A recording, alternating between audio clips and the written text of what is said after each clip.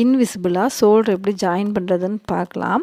First வந்து main ஃபேப்ரிக்கும் லைனிங்கும் வச்சு நெக்கை வந்து அடித்து திருப்பி இருக்கணும். நெக்கில் வந்து மெயின் ஃபேப்ரிக்கும் லைனிங்கும் சேர்த்து வச்சு தைக்கக்கூடாது. அந்த லைன் வந்து நெக்கோட லைனில் இருக்கக்கூடாது. ஸ்டிச்சிங் வந்து வெளியவே தெரியாத அளவுக்கு தைச்சு கம்ப்ளீட் பண்ணியிருக்கணும். அப்படி பண்ணாதான் இந்த மெத்தடில் இன்விசிபிளாக ஷோல்டர் வந்து ஜாயின் பண்ண முடியும். நான் வந்து நெக்கெல்லாம் அடித்து திருப்பிட்டேன். மெயின் ஃபேப்ரிக்கும் லைனிங்கும் வச்சு ஃபுல்லாக அவுட்லைனில் ஸ்டிச் பண்ணிவிட்டு எக்ஸ்ட்ரா ஃபேப்ரிக்கெல்லாம் கட் பண்ணி எடுத்துட்டேன்.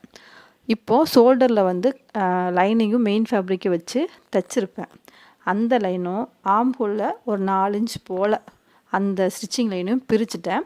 இப்போ ரெண்டுத்தையும் ஃப்ரண்ட்டும் பேக்கும் ஓப்பன் பண்ணி ஷோல்டர் சைடு ஓப்பன் பண்ணி மெயின் ஃபேப்ரிக்கை ரைட் சைடு பார்த்த மாதிரி வச்சேன்னா நெக்கோட லைன் வந்து அந்த இடத்துல விழும். கரெக்டாக 2 லைனையும் ஒரு சேர வச்சு பின் பண்ணிவிட்டு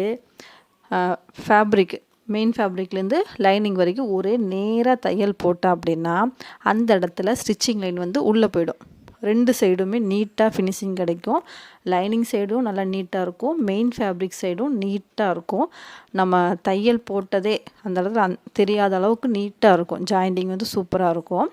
இப்போது சைடில் வந்து நம்ம பிரித்த இடத்துல தையல் போட்டு கம்ப்ளீட் பண்ணி எடுத்துக்கலாம். ஃபினிஷிங் வந்து இப்படி தான் இருக்கும். நீங்களும் ட்ரை பண்ணி பாருங்கள். நெக்கை எப்படி இன்விசிபிளாக தைக்கிறதுன்னு சொல்லி நான் வீடியோ போட்டிருக்கேன். ஷார்ட்ஸில் இருக்குது, இன்ஸ்டாவில் இருக்கும், யூடியூப்பில் இருக்கும். பார்த்துட்டு அதுக்கேற்ற மாதிரி நெக்கு தைச்சு பழகுங்க பிகினர்ஸ். அதே மாதிரி ஷோல்டரையும் தைச்சு பாருங்கள்.